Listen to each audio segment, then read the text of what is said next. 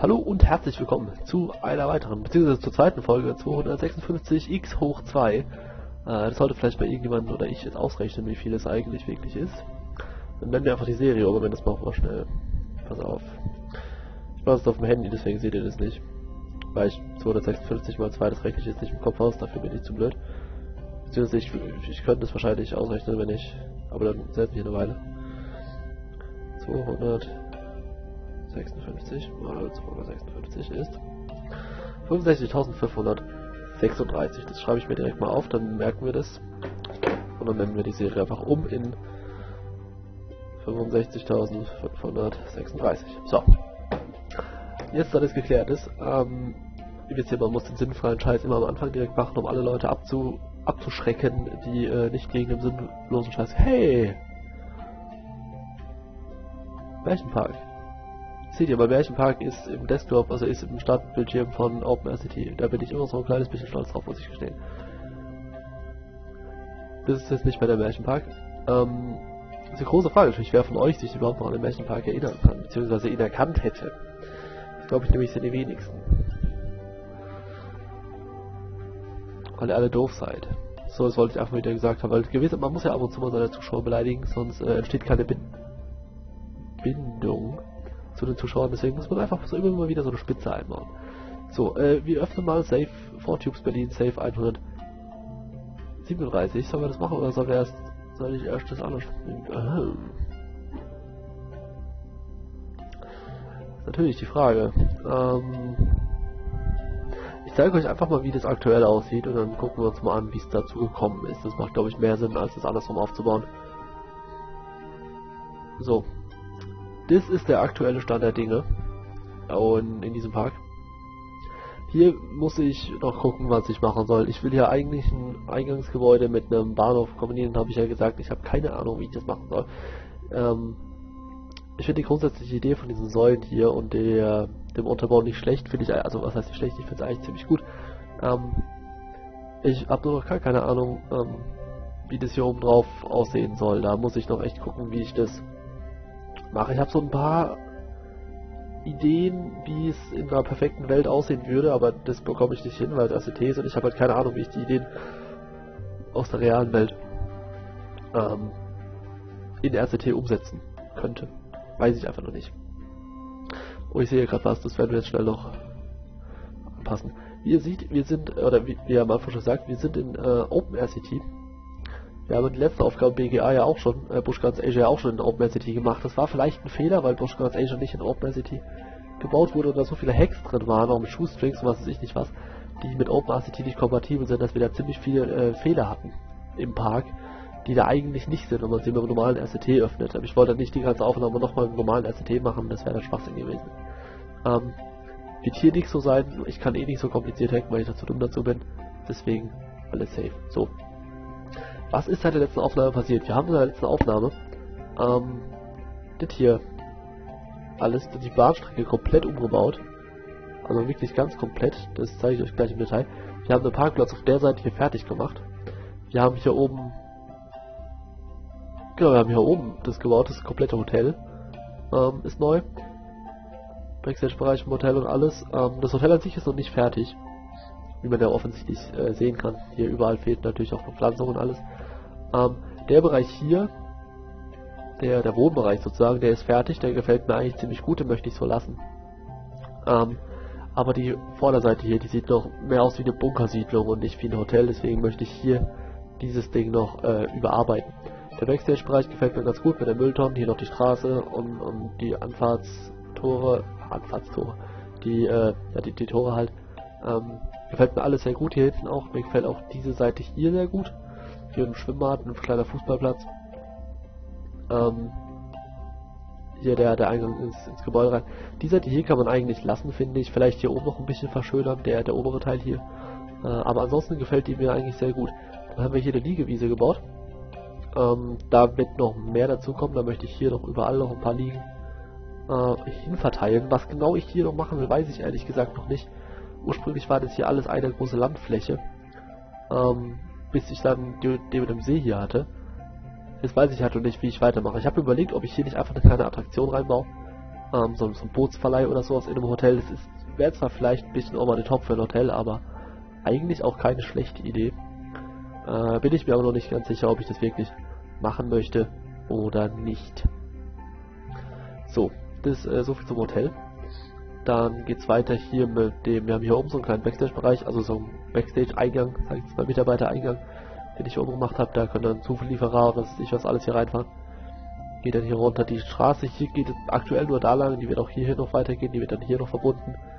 Und ich möchte im Endeffekt eine Mitarbeiterstraße haben, die... Moment. Das muss ich hier ganz kurz, sonst fliege ich gleich wieder raus.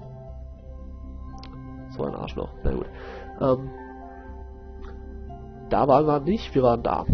Ich möchte im Endeffekt eine Mitarbeiter, also eine richtiges Backstage-Bereich haben. Das heißt, wir bauen, ich möchte wie so einen großen U hier überall außenrum eine Straße bauen, damit die Mitarbeiter von den einzelnen Punkten hier außen in den Park rein können. Und dann möchte ich, da bin ich mir noch nicht ganz sicher, wie ich das mache, auch noch eine Mitarbeiterstraße haben, die quasi mit dem Tunnel hier von unten hier reingeht und dann hier in der Mitte, dass hier in der Mitte nochmal ein kleiner Backstage-Bereich ist. Am besten hier so irgendwo, wie so eine Insel, die mit einem Tunnel dann mit den anderen Straßen verbunden ist, beziehungsweise wir tun so, als wäre sie verbunden, wird sie natürlich nicht sein, weil ich brauche keinen Tunnel, bin ja blöd. Da habe ich aber noch nicht wirklich einen Plan, wie ich das machen soll und ob ich das überhaupt machen soll, ob das im Endeffekt überhaupt sinnvoll ist, weil es kann ja auch sein, dass das einfach scheiße aussieht und das komplette Parkbild zerstört, deswegen, das ist noch nicht fest, aber was fest ist, dass auf alle Fälle eine Mitarbeiterstraße mit diversen Werkstätten und anderen Arbeitsplätzen hier an der wie so einem großen U um den Park rumgehen wird. Ich habe mal angefangen mit so kleinen Arbeitsplätzen, hier ist mal ein Windrad, ganz wichtig, Ökopark. Ich habe mir hier so 3 kleine Hütten gebaut und so Dinger in die Richtung, ein paar Parkplätze, Hütten, Zulieferungen und alles. Sowas möchte ich so um den kompletten Park rum verteilen. Das quasi so ein paar kleine Werkstätten für die Elektriker, kleine Werkstätten für die Mechaniker, kleine Werkstätten für die Gärtner, kleine Werkstätten für die Keramiktopf-Zusammensetzer, für die Dekomacher und so weiter und so fort. Dass wir überall so um den Park außenrum verteilt kleine Werkstätten haben, kleine Lagerhallen haben, kleine, ich möchte jetzt nicht Schrottplätze sagen, aber halt Lagerflächen haben, wo da zum Beispiel Schienenteile von Achterbahnen gelagert werden können, bevor die, wenn eine neue Achterbahn gebaut wird und sowas, so Sachen halt, so die realistischen Aspekte von so einem Park so ein bisschen mehr mit einplanen einfach, weil es so gerade in den letzten Parks eigentlich überhaupt nicht der Fall war. Ich möchte Zulieferstraßen zu allen Restaurants im Park machen, je nachdem, natürlich nicht explizit zu den Dingen, aber ich möchte halt quasi, dass jedes Restaurant zusätzlich zu dem normalen Eingang noch so einen kleinen Backstage-Bereich hinten dran hat, wo zum einen die Mitarbeiter Pause machen können in Ruhe, wo aber zum anderen eben auch Anlieferungen stattfinden können. Das heißt, dass bevor die Besucher im Park sind, ein LKW durch den Park fahren kann, auf möglichst kürzestem Weg von dem Ring außen, möglichst kürzester Weg zum Restaurant, da dann am besten in Tor rein oder sowas, um die Waren anzuliefern, die so ein Restaurant oder die auch ein Merchandise-Shop einfach braucht. Das sind alles so Sachen, die ich plane, die ich unbedingt bauen möchte. Ich möchte das Ding im Großen und Ganzen einfach sehr realistisch halten. Wie auch immer und warum auch immer, ich weiß es selber nicht, aber ich habe einfach Bock drauf. Frag mich aber bitte nicht, warum ich da Bock drauf habe. Es ist eine Scheißarbeit und es wird total behindert, aber ich habe da irgendwie Bock drauf. Gut. Hier hatte ich die Idee, verwaltungsmäßig was zu bauen. Habe mir hier so einen Grundriss für ein Gebäude überlegt. Der Grundriss für das Gebäude ist kompletter Bullshit. Es wird so nicht gebaut werden. Ich habe auch schon länger jetzt nicht bei einem Park gebaut, muss ich gestehen, also länger, schon eine Woche oder sowas. Da kann es auch sein, ich weiß noch nicht genau, wie groß der Platz hier hinterm Eingang wird, wie das Main Street mäßig aussehen wird. Da habe ich so ein bisschen was vor, aber nicht wirklich. Und je nachdem, wie viel Platz das in Anspruch nimmt, ich brauche noch Platz, um die Straße im Tunnel hier drunter durchzuversenken. Weil die Straße kann natürlich nicht auf eben, kann ja quasi nicht mit der Main Street kreuzen, das wäre blöd, also muss die drunter durch. Und je nachdem, ich habe halt keine Ahnung, wie viel Platz ich hier brauche, und ich möchte das eigentlich gerne sehr nah an die Main Street setzen, dass es quasi direkt hinten an die Main Street anbindet, dass wir die Main Street haben und dann direkt die Main Street dasselbe, quasi eine große Halle. Stefan liebt Hallen. Hallo Stefan, du guckst eh nicht zu, weil du nicht so guckst. Aber Stefan, das wäre der perfekte Park für dich, weil ich habe vor, die Main Street zu bauen und in der Main Street quasi in der Halle.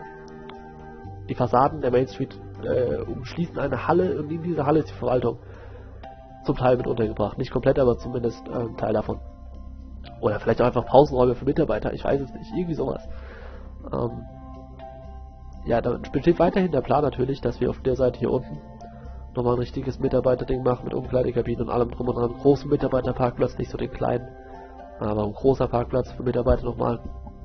Aber da, wie ihr seht, sind wir dann noch nicht allzu weit. Hauptaugenmerk in den letzten, oder seit der letzten Folge lag eigentlich wirklich auf Ideen sammeln. Gerade dieser Backstage-Bereich. Das Hotel habe ich gebaut und ich habe die Zuglinie modernisiert. Das ist eigentlich so das Wichtigste von dem, was passiert ist. Und ich habe die Brücke hier neu gebaut. Und eigentlich ziemlich viel. Egal. Kommen wir zur Bahnlinie. Ich kann euch später mal den Unterschied zeigen. Ich habe im Endeffekt eine neue Oberleitung, ich habe neue Strommasten. Sieht, finde ich, deutlich besser aus als vorher. Die Idee kam von Johnny, da könnt ihr euch bei dem bedanken. Die Idee habe ich 1:1 von ihm kopiert, er hat gesagt, ich soll es so machen, mache ich es halt so. Er ist ja so eine Führungskraft, was Eisenbahn angeht. Deswegen habe ich gedacht, lassen wir ihm noch einen Vortritt. Die Brücke hier hat auch im Prinzip Johnny konzipiert. Beziehungsweise er hat mir die Idee geliefert, er hat so ein Segment hier hat er gebaut. Das hier glaube ich sogar. Und ich habe dann quasi den Rest der Brücke dran gesetzt und quasi die Brücke hier ist auch baugleich mit dem neuen Bahndamm hier. Der Bahndamm hier oben ist verschwunden, da habe ich den Berg angehoben. Habe quasi komplett auf den Bahndamm verzichtet. Muss ich noch gucken, wie ich das hier mache, weil ich möchte hier nicht so diese steile Böschung haben, ich möchte damit mehrere Terrassen runtergehen und dann noch Backstage, da ist der Backstage-Bereich quasi auch so ein bisschen auf diesen Terrassen drauf liegt. Weiß ich aber noch nicht genau, wie ich das mache. Ich weiß auch noch nicht, wie weit ich die Terrassen hier vorziehen will, dass quasi auch noch ein Stück Park auf der Terrasse drauf ist. Weiß ich aber noch nicht, wie ich das machen will. Was auch neu ist der komplette Wasserkörper hier. Hier so ein Wasserfall ist, ich habe mir überlegt, hier von hier oben kommt nochmal ein Fluss, der dann letztendlich hier unten irgendwo hier in eine große Fluss mündet. Und der fängt eben hier oben an, dann ist der Wasserfall. Dann ist hier der Badesee vom Hotel, der ist natürlich schweinekalt, weil hier ein Wasserfall ist. Und aus dem Gebirge kommt, aus dem nicht vorhandenen, aber wurscht, aber auf alle Fälle Badesee ist wichtig. Dann geht's hier runter, hier muss ich noch anpassen, das ist zu eng. Das muss ich nachher noch verändern, junger Mann. Oder veränder's doch gleich, die Leute haben eh nichts Besseres zu tun. Sollen wir vielleicht mal das Gebäude da uns wie machen wir das? Steht kein Dich wegmachen. Dich wegmachen. Dich und dich. Dich auch. Und dich auch. Dich mag ich auch nicht. So.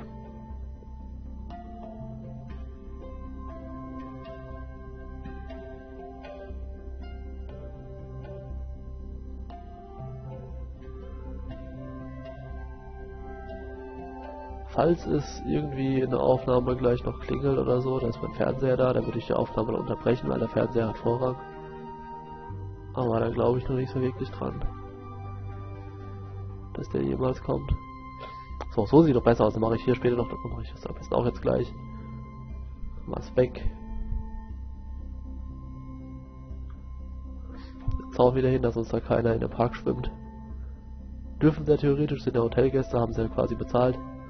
Wäre aber blöd. Wäre natürlich blöd, wenn die dann in den Park schwimmen würden. Da kommt eine, keine Ahnung, unter die Achterbahn oder so. Ich stehe mal ganz kurz auf. Steht kein DHL-Laster vor der Tür, ist alles safe. Quietsch, quietsch. Quietsch, quietsch. Entschuldigung. Ja. Was hier jetzt noch zu sagen? Ich weiß es nicht.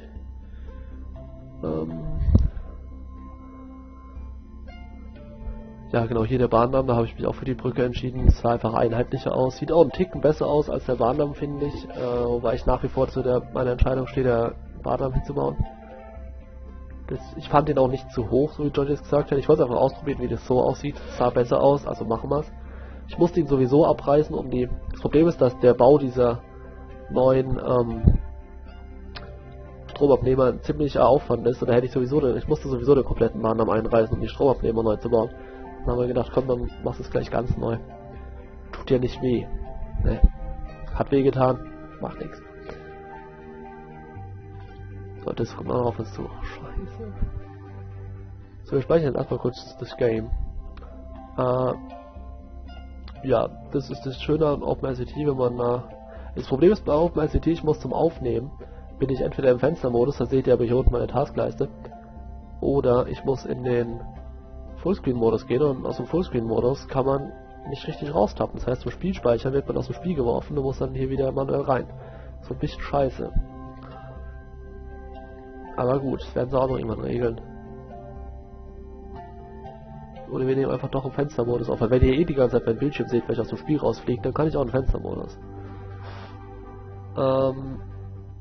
So, das Game wird gesaved, wir loaden nochmal ein Game. Spreemark. Letztes Mal auf. Ich weiß gar nicht, bei welchem Save wir das letzte Mal waren. Waren wir hier schon? I guess. Boah, die Brücke ist ja auch schon ewig her, alter Schwede. Das ist ja Jahre her hier. Aber die Brücke hier, die geht noch, die ist noch ziemlich neu, aber... Also die war noch da schon noch ziemlich lange, aber... wir loaden uns mal so ein bisschen weiter durch die Pampa. 50 waren wir, jetzt gehen wir mal auf 70. Ah, da habe ich schon mal angefangen, ein Hotel zu bauen. Okay. Hier ist auch der Bahndamm. Es dürfte jetzt eigentlich relativ aktuell sein. Oder Teile davon. Ja, das Hotel ist natürlich ganz neu für euch. Aber den Bahndamm hier. Genau, das hier ist die alte Oberleitung. Die war zwischenzeitlich auch komplett fertig, das zeige ich euch gleich noch. So, das hier ist jetzt die alte Oberleitung. Ich finde, die neue sieht da halt dann doch deutlich subtiler aus. Grundsätzlich mag ich es nicht, dass ich 2 Oberleitungen pro Gleis habe, aber es sieht halt im Endeffekt doch subtiler einfach aus als diese dicken Dinger. Und die Stromabnehmer sind natürlich viel besser als vorher. Wir scrollen weiter. Gehen wir mal auf 90.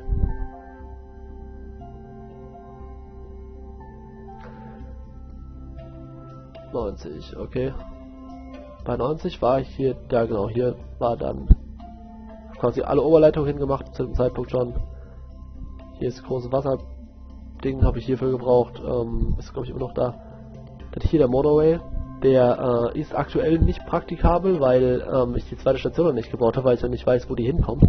Aber hier war der Plan ja noch, dass der Park hier überall sein wird und hier kein Backstage-Bereich ist. Da war der Plan eben, habe ich auch angefangen hier gerade ein Hotel zu bauen, dass eine Monorail vom Hotel aus hier in den Park fährt und dass die Hotelgäste quasi hier direkt rein können und nicht hier vor zum Eingang latschen müssen. Wäre ja kacke gewesen. Dann hätte ich hier quasi die Insel hier als Hoteleingang komplett gebaut und sie dann hier mit der Brücke in den normalen Park geschickt. Irgendwie so. Ist aber nicht. Ja, das war falsch. Moment. Das RMC-Design, das war Haller gewesen. Nur auf Safe 100. Genau, hier habe ich angefangen, den Scheiß zu bauen. Das ist doch eine Kackarbeit gewesen. Aber ich finde, es lohnt sich. Das Hotel ist zu dem Zeitpunkt schon fertig. Zumindest der Wohnteil ist fertig. Der Teil hier kam dann erst später dazu.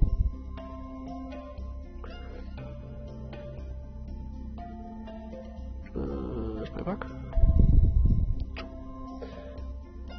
Haben wir jetzt 100, ne? Gehen wir auf 120. Jetzt kommen relativ viele Saves in kurzem Abstand. Dann habe ich hier die Brücke und den oberen Teil hier fertig gemacht. Den Teil hier, habe ich den auch schon komplett gemacht? Genau. Den Teil hier habe ich übrigens an Silvester gebaut. Den kompletten Teil Oberleitung habe ich alles an Silvester innerhalb von 1-2 Stunden gebaut, dass alle geschlafen haben und ich nicht schlafen konnte. Dabei habe ich mir dann auch meine Malaria geholt.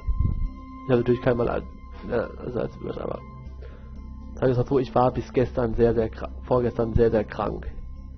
Seit Silvester. Also vom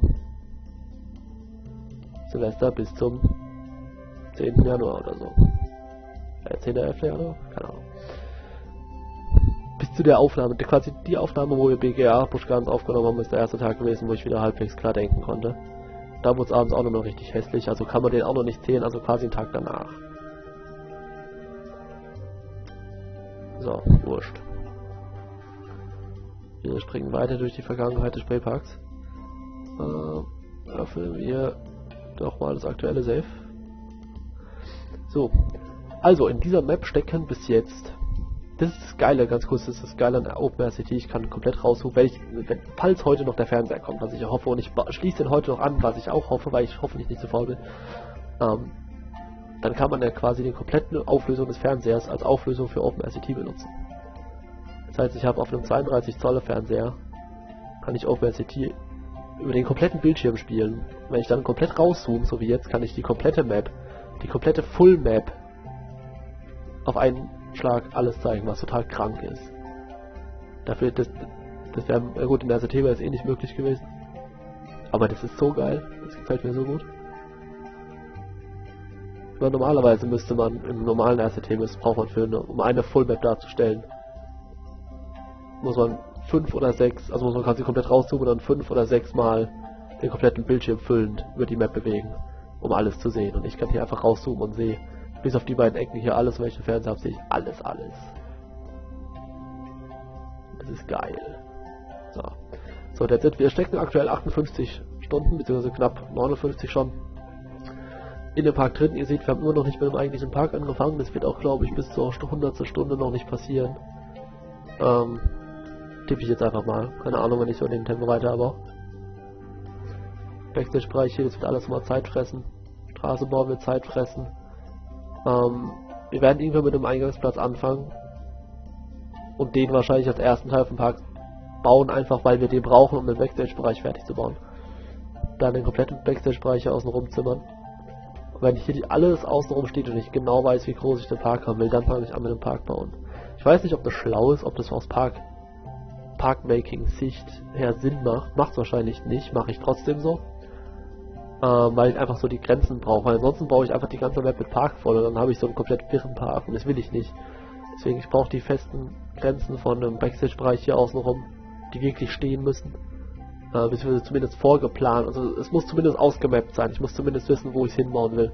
Damit ich mich dann nicht allzu sehr über die Grenze wegbewege. Aber das ist so der Plan. Erst Backstage-Bereich bauen, Straßen fertig bauen, Zuglinien fertig bauen, Parkplätze fertig bauen. Die Surroundings an sich will ich noch nicht zwingend machen. Also hier oben habe ich ein paar, ich weiß zwar, was ich hier oben hinbauen will, ursprünglich hinbauen wollte. Im neuen Setting passt es jetzt nicht mehr, deswegen weiß ich noch nicht, was ich da oben hinbauen möchte. Vielleicht switchen wir auch wieder in den Spraypark und scheißen einfach auf Donny. Können wir auch machen. Weiß ich noch nicht. Mal sehen. Ja. Ich kann jetzt ja auch stundenlang labern und es kommt jetzt schwer einfach raus. Leute, ich bedanke mich fürs Zuschauen. Ich hoffe, wir sehen uns in der nächsten Folge von 65.536 wieder. Und bis dahin, haltet die Ohren steif. Wir sehen uns hoffentlich am Sonntag für RCT Germany Weekly. Da kommt immer ein richtiger Knaller, da machen wir West Twins. Oder ich möchte zumindest West Twins machen, vorausgesetzt Stefan ist für eine Aufnahme bereit. Und falls Stefan sich für eine Aufnahme bereit erklärt, machen wir West Twins. Und West Twins wird geil. Das wird richtig geil. Freue mich drauf. Also Leute, bis dahin, macht's gut, haltet die Ohren steif. Und auf Wiedersehen.